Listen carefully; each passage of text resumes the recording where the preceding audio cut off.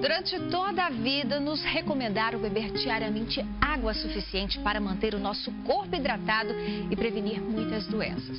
No entanto, muitas pessoas ainda não têm consciência da importância de beber água todos os dias e do papel que ela cumpre em nosso organismo. Ainda que muitos ignorem esse fato, grande parte dos problemas e transtornos de saúde que se desenvolvem com frequência nas pessoas se deve à falta de hidratação e ao baixo consumo de água. Este é o tema do nosso Viver Bem de hoje, benefícios da água. E a nossa convidada é a nossa parceira, nutricionista doutora Alcione Altini, que frequentemente está aqui na SIC TV para nos ajudar a entender diversos temas que trazem qualidade de vida. Bom dia, doutora. Bom dia, o prazer sempre é meu. E hoje a gente vai falar um tema importante, que é a água, né? Considerando o nosso clima tão seco, né? É muito importante falar da água. Para a gente começar, doutora, existe uma fórmula ideal, uma quantidade mínima e máxima de consumo para todas as pessoas, uma regra geral? Não existe uma regra geral. A gente fala que deve-se consumir em torno de 2,5 litros, 2 litros a 2,5 litros de água por dia. Mas, na verdade, tem que ser considerado o biotipo da pessoa. Se a pessoa é obesa, se a pessoa não é obesa, se ela faz uma atividade física e também a temperatura. Por exemplo, nós um clima mais seco, a umidade, isso também deve ser levado em consideração. Com o nosso tema de hoje, até me recordei que uma determinada situação, eu vi um profissional falando que apenas 3 coisas na vida não engordavam: o vento, a água e o alface. A água não engorda. A água não engorda. E assim, a gente tem, muitas pessoas entendem que a água engorda. Por quê? Porque quando você desidrata, você tem um peso menor. Então, muitas vezes as pessoas deixam de beber água pensando que vai emagrecer, mas na verdade só desidrata. A água, sabia, Renata, que nós temos estudos que mostram que a água é termogênica? Que, por exemplo, se você bebe água, você tem uma capacidade maior de perder peso. Por quê? Porque o nosso corpo, ele tem uma temperatura em torno de 37, 36 graus. Então, para essa água ser absorvida, ela tem que ser levada a esta temperatura e o corpo vai gastar energia para isso. Aproveitando esse gancho de ser termogênica, beber água em jejum ajuda realmente a emagrecer? Quando nós acordamos, o que acontece? O corpo está desidratado. Então, passamos longos períodos sem beber a água porque estávamos dormindo. Então, o fato de você beber a água vai estimular o quê? Vai estimular as funções do seu organismo. Então, vai estimular o teu intestino funcionar, vai estimular você fazer xixi, você vai urinar e isso também vai fazer com que você emagreça. Então é saudável, na verdade. Muito saudável. Sobre emagrecer ou não, é questão de hábito saudável. Porque assim, todas as reações do nosso organismo dependem da água. E você sabia que tem algumas doenças que elas são desencadeadas por falta de água? Por exemplo, alguma inflamação intestinal, muitas vezes até a azia, ela é desencadeada pela falta de água. Até a hipertensão pode ser desencadeada pela falta de água. Mas o consumo de água em determinados momentos, por exemplo, enquanto a gente se alimenta, refeições pesadas, almoço, janta, engorda? Eu, como nutricionista, eu sempre oriento meus pacientes: não beba água durante as grandes refeições. Por quê? Porque esta água, ela ocupa um espaço no teu estômago. Então, ela acaba aumentando essa capacidade gástrica. Mas tem vários estudos que falam que se você beber uma água na temperatura normal e em pequenas quantidades, ela ajuda na metabolização desse alimento. Então, assim, águas em pequena quantidade durante as grandes refeições você pode fazer. Por quê? Porque ela vai estimular a produção de sucos gástricos e isso melhora a absorção desses nutrientes. E sobre essa questão da temperatura, tem muita gente até, doutora, que comenta que quando a água está muito gelada, não prefere porque não mata a sede. Então, a temperatura também pode influenciar em alguma coisa. Isso. Renata, a temperatura, a água para ser absorvida, ela tem que chegar à temperatura do nosso organismo, que é em torno de 37 ou 36 graus. Então, por exemplo, a água gelada, o organismo vai ter que aquecer esta água primeiro. Então, ela demora um pouco mais para ser absorvida. Enquanto que a água numa temperatura de 22 graus, ela vai chegar mais rápido aos 37. Curioso isso. Agora, doutora, a dor de cabeça, por exemplo, ela é um sinal de desidratação? A dor de cabeça, a letargia, quando você começa já a ficar assim mais lento no raciocínio, já é um sinal de desidratação. E uma coisa interessante que as pessoas falam assim: quando é que eu vou beber água? Quando é que eu não sinto sede? Você não sente sede porque você já é uma desidratação crônica, por isso que você não sente sede. Então você tem que estimular, você tem que formar este hábito. E uma coisa interessante que a gente vai formar hábito como? Você tem que inserir aquilo no seu dia a dia. Então, por exemplo, uma garrafinha de água, você tem que manter ao seu lado. E outra coisa interessante, você mantém essa garrafinha, mas você também tem que ter esse cuidado de beber essa água toda da garrafinha e antes de inserir outra, porque às vezes a pessoa desperdiça aquela e coloca outra mais fresca, mais gelada, mas assim, tenha o hábito de beber toda essa água. Quando você, por exemplo, coloca uma água no copo, beba toda aquela água do copo. Isso são exercícios que você vai fazendo para depois você ter o hábito de beber mais água. Uma coisa interessante é quem faz atividade física. Por exemplo, quem faz atividade física, a necessidade dessa pessoa vai para 6 litros por dia. Por quê? Porque o suor, a função do suor é resfriar o corpo, então ele tem um gasto muito maior de água. Como saber qual a ação do corpo, da água no nosso corpo, doutora? Qual o caminho que ela percorre? Quais os benefícios que ela traz ali nesse Olha, ela percorre todo o nosso corpo, todas as células do nosso corpo, olha que são milhões de células, elas precisam da água. Todo o transporte de todos os nutrientes depende da água. O nosso cérebro depende da água. Por exemplo, a gente tem a meninge, que é uma membrana que ela é revestida, ela é formada por 95% de água. E essa meninge é como se ela protegesse a massa encefálica. Até os ossos, Renata, eles são formados também por água.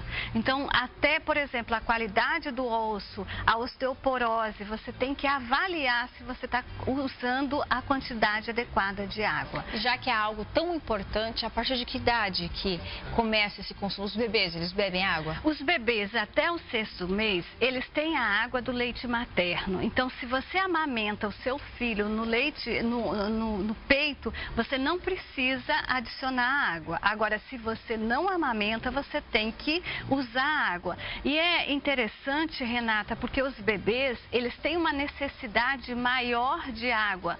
Por exemplo, a gente precisa de 35 ml por quilo de peso. E os recém-nascidos precisam em torno de 120 ml de água.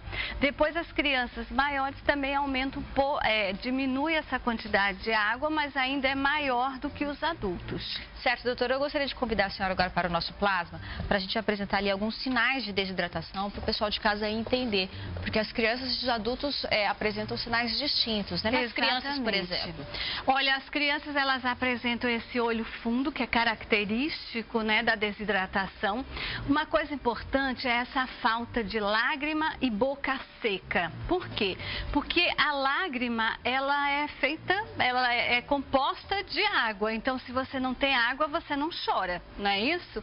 Se chora muito, está desidratado também. A gente tem que tomar cuidado com isso, né? A tristeza também desidrata.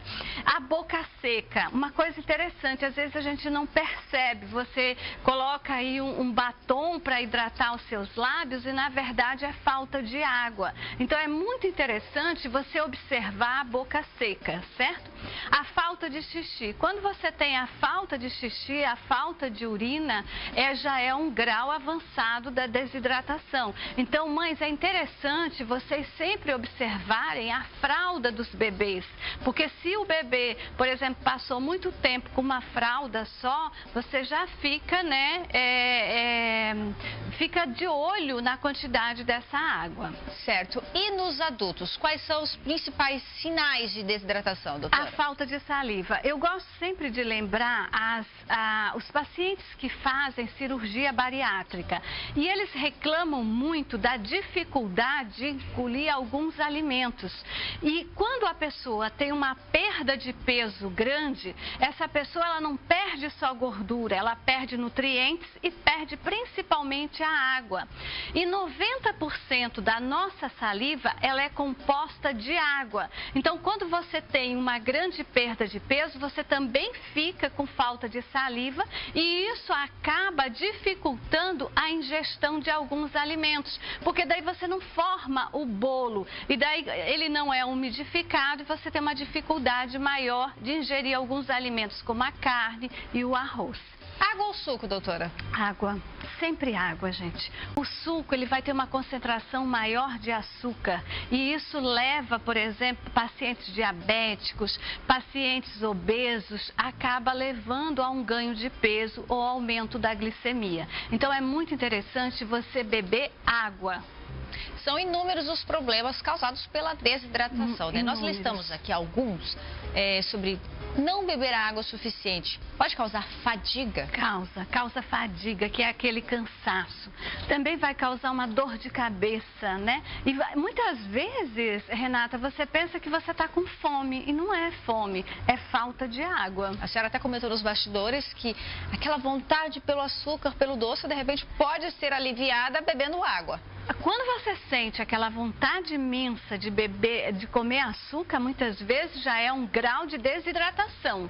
Por isso que você sente essa vontade de comer açúcar. Então preste atenção, muitas vezes você está colaborando para um ganho de peso sem necessidade se você estivesse bebendo água suficiente. Agora, como a gente comentou no início, muita gente acaba se esquecendo de beber água, justamente por não ter a reação de sentir a sede e tudo mais, mas há várias fórmulas, né, para lembrar isso, para ter esse hábito. Nós separamos aí, mostramos inclusive uma matéria, iremos mostrar uma matéria onde as pessoas buscaram alternativas de como se hidratar, como manter a quantidade ideal no dia a dia.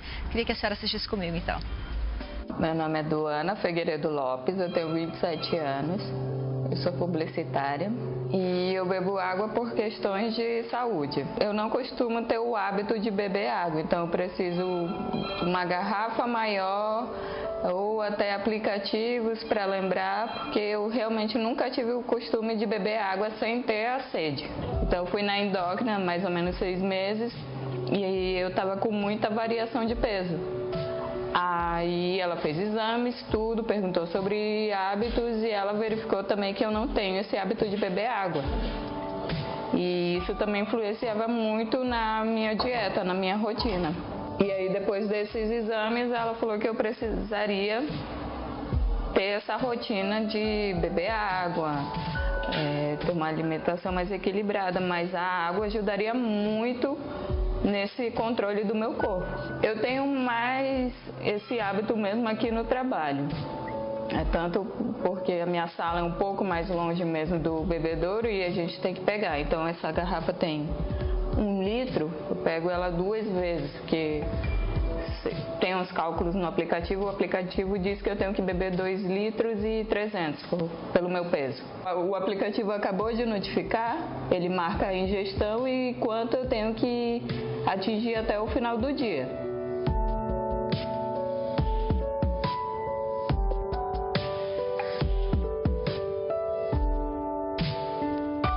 Porque o dia que eu não bebo água, eu fico mais cansada no exercício e eu fico parando para beber a água. Tipo, eu faço dança 2 vezes por semana. Então, no dia da dança, eu até me obrigo a beber um pouquinho a mais do meu limite, porque senão eu fico parando toda hora com sede lá, é uma sede acumulada. Depois que eu comecei a beber mesmo água, depois da minha consulta, tudo inclui isso na minha dieta, eu tive mesmo diferença em pele, em cabelo, até em peso mesmo, porque eu tinha que, a dieta que ela me passou, eu tinha que acompanhar também essa hidratação. Então, você se sente mais disposta também, você fica bem melhor.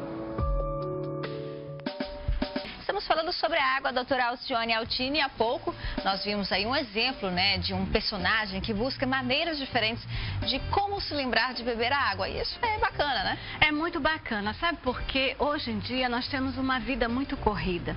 Então, essa história de usar um aplicativo, de usar esses mecanismos é muito interessante, dada a importância da água na nossa vida. As pessoas que fazem atividade física têm que cuidar, porque até o desgaste de uma articulação com outras, a artrite também é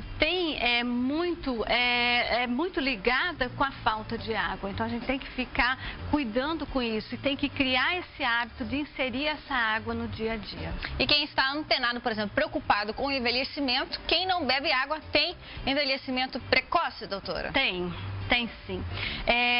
Quando a gente vai envelhecendo, a água vai diminuindo no nosso organismo. Então, uma forma da gente prevenir o envelhecimento, seja cutâneo, do cabelo, dos nossos órgãos, é mantendo a quantidade de água. Então, a água previne o envelhecimento. E o excesso de peso e a obesidade, tem alguma relação? Tem. Por exemplo, a pessoa obesa, se eu tenho 35 ml por quilo de peso, é uma quantidade boa para eu ingerir de água, o obeso ele tem uma quantidade bem maior. Então, para ele atingir as necessidades de água, em torno, por exemplo, de 3.000, 3.500 ml. Então, o obeso ele tem um risco maior de desidratar, porque ele tem uma necessidade maior de água. Pressão arterial alta e baixa. Falta de água.